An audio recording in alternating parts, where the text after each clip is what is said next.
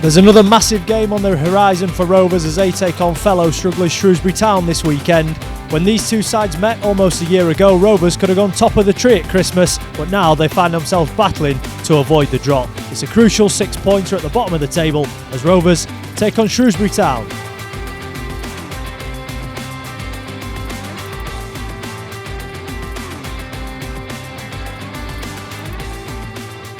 Hello, welcome back. It's good to have you with us for another episode of the Inside Rovers pre-match show. Looking ahead to this weekend's game against Shrewsbury Town. Joining me on the show, editor of the Doncaster Free Press, Liam Hoden, and Rovers goalkeeper, Lewis Jones. Lewis, welcome to the show. Another big game to look forward to this weekend. Yeah, thanks for having me. Obviously, looking forward to this game coming up. It's going to be a big one, so hopefully we can build on the performance from the other day and get the points. A busy show coming up then. Let's take a look at what's ahead tonight.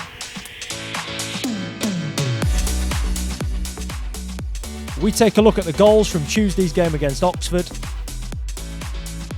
Gary McSheffrey takes the positives from a strong second half performance against the U's. And ahead of the last home game with the stadium called the Keepmoat, we take a look at some of the best bits of action since it opened in 2007.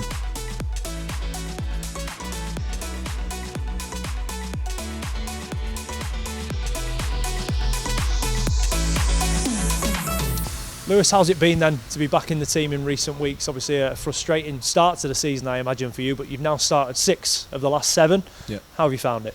Yeah, brilliant. Obviously, it's good to be back in. It's been tough, obviously. We've not got the results that we wanted. It's been a big test. We feel like, obviously, as a team, we've obviously struggled to score a lot of goals, so there's been a lot of pressure in terms of trying to keep clean sheets and stuff like that. So there's been a lot of different aspects to probably when I played last year, but it's obviously good to be back in and get that experience. Your first game back in obviously was that clean sheet against Lincoln in league terms anyway. What did that do for your confidence? Yeah, that for me that was massive, obviously, to play in the league and perform like I did and get that clean sheet in front of the fans. Obviously massive for me, and it really just showed that it's what I can do here. Liam, of course, Pontus Darberg came in August, started the first few weeks of the season, but then Lewis has come back in, certainly hasn't let anybody down. Certainly not. And it's been good speaking to Lewis and talking about his kind of journey through the summer when he probably didn't, and he admits himself, didn't sort of produce the goods like he needed to sort of secure that place as number one, but he's certainly making up for it now. What were the sort of areas, Lewis, you know, obviously you got the number 1 shirt and then you're not starting in goal.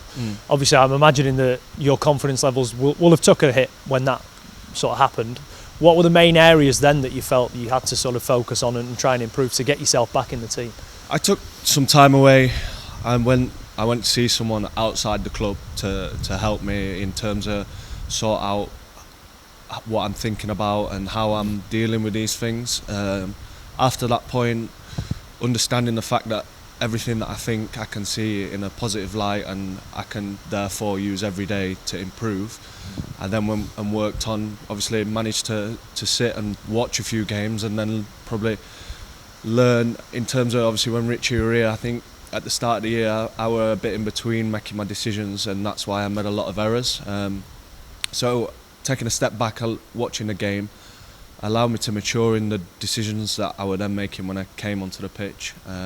So I'd definitely say like the decision making and how I distributed the ball had a massive impact on what I was trying to improve.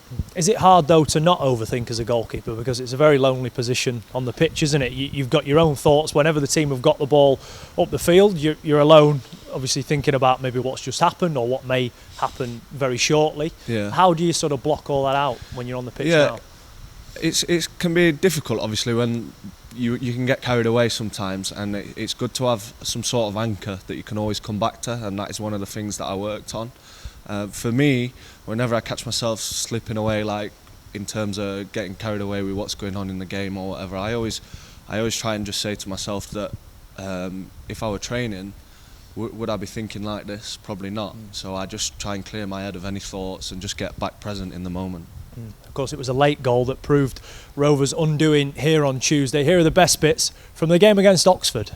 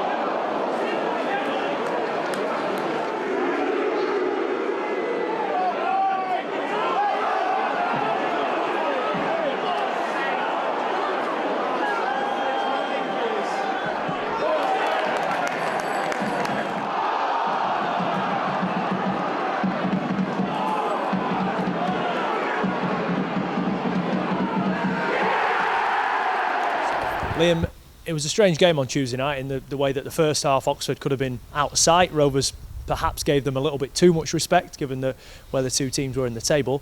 But in the end, it was a game where Rovers very nearly took something from it. Yeah, it felt quite cruel to come away with nothing from that one. I thought, obviously, the first half, Oxford are a very, very good team. You only have to look at the team sheet beforehand and what they've got, particularly in that midfield.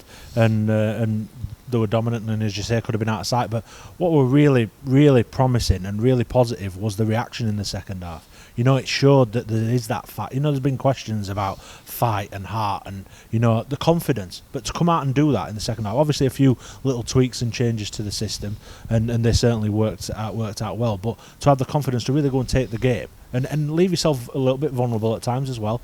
But to do that and get back on level terms were fantastic. And despite what happened late in the game, I think there's plenty that can be taken forward, hopefully into Saturday, in what's going to be a big game. Yeah, Lewis, it was a hammer blow, of course, to lose as late as we did, but you sort of have to give it to Oxford. The experience they've got on the pitch, they only need that one bit of quality to get the job done.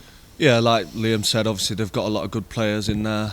Obviously they bring James Emery on at half-time, and you know that he's always going to be a goal threat from anywhere around that edge of the box.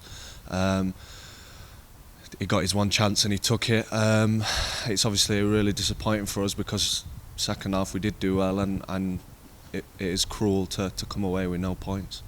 You made that big save at 1-0 when I think it was Holland came through and he's running through on you. What are you thinking at 1-0 down? You're just trying to make yourself big. Are you just thinking, just please fire it at me, please fire it at me? Yeah, it's a weird one because obviously like last year I had a similar one where Reece James, similar sort of thing, gave it away as last man, and you have a lot of time to think because he's running from the halfway. Obviously you have a lot of time to think, and I'm 17, probably 18 yards out, and like you say, I think I'm hoping, really, I'm just trying to make myself big and hope that he hits it at me. I think I try and close the space down as quick as I can and make him rush his decisions. But it ultimately, like, he probably makes a bad decision, but I'm in the right place to save it. I think ideally, if you're looking at from his point of view, he could take it round me. He could, you know, there's a lot of things he could have done, but at the end of the day, I can only do the best that I can in that situation, and that's what I did, and obviously, luckily, saved it. Yeah, you made that save. They had a couple of goals disallowed as well. When those sort of things happen, do you and your teammates around you just start to breathe and think, hang on a minute, it's still only 1-0. Yes, it could have been 2-3, but it's not. There's only one goal in this game, and you gaining confidence, and maybe Oxford start to think in the back of their minds, oh, this game's not done yet. Yeah, I think obviously when the goals are disallowed and stuff, you always believe that you're still in it. At half time, obviously, Gaz said we've not really had a spell at all in this game, but we'll get one. So when things like that start happening and our spell comes, you're always thinking we've definitely in with a chance, you know. And like you say, we just hang in there and hope for the best, really. Your mate Brandon's got a couple of goals under his belt as well the last two games. He hasn't scored in the first 20 odd appearances, and he gets two in a matter of 3 days. How buzzing are you for? Yeah. I don't think I've celebrated a goal like obviously his first one of the day ever. Obviously buzzing for him, really happy because I know from playing with him for a long time that he's got goals in his locker, and I think it just comes from having the freedom and the belief. I think like once he's got one, you're going to see him pop up now in more positions like that because it comes, like you say, a lot of it comes from belief, and when you saw in the second half the belief that we got from his goal and looking to push on from there. Yeah, we certainly saw a reaction from Rovers in that second half, and Gary McSheffrey says that's certainly something to build on going into Saturday. We've got another body back Saturday in Joseph, and we're slowly getting some numbers back off the physio table hopefully as well, and I've seen enough second half to know that with a bit of belief and a few players back that, you know, I think there's enough games to turn this round. There was signs of good quality second half, but yeah, like I say, a couple of additions out of the physio room would be obviously welcomed, and support the lads and help the lads, and they'd get confidence from that. And the impact having a couple back today was, you know, you look at the subs bench and it looked a bit more healthier, didn't it? Like someone can come on and make an impact, and that's the confidence. They've got to take confidence from that. First half it was disappointing that they didn't take confidence from that, and we looked we looked a bit scared, to be honest, and I felt for the lads, and it's just half time trying to reassure them, look, you've got to be brave in this situation. You've got to believe in yourself, believe in your teammates, and we got a good response second half. I've just said that I'll try and steady the ship a bit and try and get a team playing with a little bit more confidence again. Now I think I've got that in 2 halves of football, but in 2 separate games. So it'd be nice if Saturday we could get that in 2 halves of football in the one game. And I think that team's probably 1 win away from having a lot more self-belief. Big game on Saturday, given both sides. Big game, yeah. I mean, big game is still worth 3 points, isn't it? So, and I know the situation we're in, and every game's big game. So, because every game's worth 3 points in the league. So, we just try and make the lads see it as it's another game that with an opportunity to get points. Obviously we'd like points sooner rather than later, but it's just a game worth 3 points. It's no bigger than any other, really. Liam, given some of the second half performances we've seen from Rovers in recent weeks, how much confidence can the players take from the way they reacted against Oxford? A massive amount. I think the trend has kind of been that first halves have been the ones that have been all right, and second halves where it's not really happened and the game's been lost. So really positive to react from that first half were incredibly difficult because they didn't see an awful lot of the ball. They certainly didn't see an awful lot of chances in front of goal. So to come out and produce what they did, with that confidence, keeping the ball well, creating chances, it's great, and it is something to build on from here. Gary McSheffrey was sort of robbing Peter to pay Paul, the fact that his first team, the starting 11 he put out was very young and maybe didn't have that experience, but then you look at the bench and the players he was then able to bring on, and the second half looked completely different. And as you said about the first half, second half performances, again, the lineup was sort of in reverse a little bit, wasn't it? We've seen Dodo and Hiwula playing 90 minutes week in, week out. Instead, they came off the bench alongside Omar Bogle, back in from the cold. How much of a difference do you feel that made? It's a massive difference. We said you need that because not every game's going to go your way, and you need the opportunity to change things. And it's hard to ask young lads, and really, really young lads as well, to come on and make that big difference. So having that and the ability to change things at half time, we're bringing Joe and Geordie on, and then Omar coming on a bit later on. It's massive, and that's kind of what has held Rovers back a little bit this season. Not having that depth. The injuries are obviously big to their individuals, but they've also taken away the depth that you really need to get through a season. Lewis, yourself and Brandon have obviously got more than 50 appearances between you now. Obviously, there's Lirac and Liam still getting those first few appearances under their belt. How much will they learn from this? Of course, it's not the best of situations at the minute to be in, but in a couple of years' time, they'll probably look back, as you and Brandon will as well, and think how much it sort of made you grow up, I suppose, and matured very quickly on the pitch. I think even now for me and Brandon and all the young lads, each minute that you get on that pitch is invaluable. You can't create what's created out there in training, as in what the test you're going to get. You're playing against 11 different men every week, and like you say, our team yesterday was really young. You've got a handful, if not more, of players there, even like young lads on loan who have probably played less than 25 games at League One level. So it can be difficult because obviously sometimes we're a bit naive, I think, but that's always going to happen when you've got that aspect of having a lot of young lads in the team. So I think when we do get a lot of the boys back, we'll hopefully be able to stop I know we keep saying the same messages, but hopefully that'll be something that'll change. By the time Rovers face Sunderland here on December the 27th, this place will have a new name. It's fair to say there've certainly been plenty of memorable moments at the Keepmoat Stadium.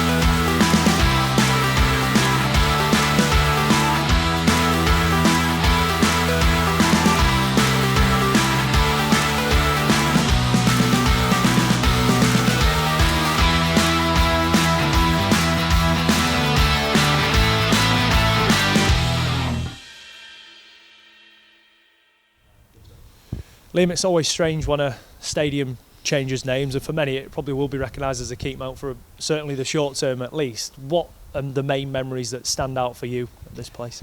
There's so many. James Coppinger's at the centre of quite a few of them. Obviously that playoff semi-final second leg when he got the hat trick, that was huge, and this place absolutely rocking that night.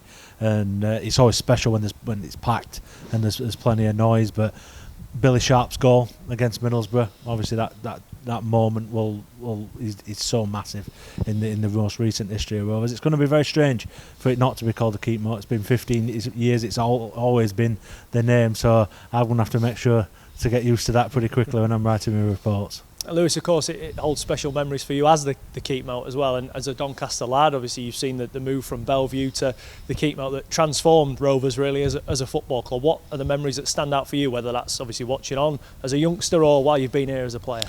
I mean, even as a youngster, I remember the Keepmoat being built, and then obviously coming, training here through the week, being in and around, getting changed inside the Keepmoat, stuff like that. Obviously that's massive as you grow up as a young lad from Doncaster. I'd say my probably best memory is, in terms of being involved, was probably, in terms of a fairy tale moment, would be Cops last year coming on against Hull in his own kit. Just things like that. It's incredible to just be, even though I weren't playing, it's just incredible to be a part of that moment. Also, like lots of other moments. Daft ones, but like things where I remember like a Cameron Stewart free kick and like where we've come back and like it's nothing of importance, but it sticks in your mind. So there's loads of memories that we've got at the Keepmoat. Shrewsbury the test this weekend then. Your opposite number will be a man who you know very well in Marco Morosi. Are you looking forward to going up against him? Yeah, obviously Marco were here from the day I come through. Always there to lend me a hand, in the same changing room as me. Learnt a lot from him and probably took my work rate from him, watching him train, how he trained, all that kind of stuff. So yeah, it'd be really nice to play against him and hopefully catch up with him.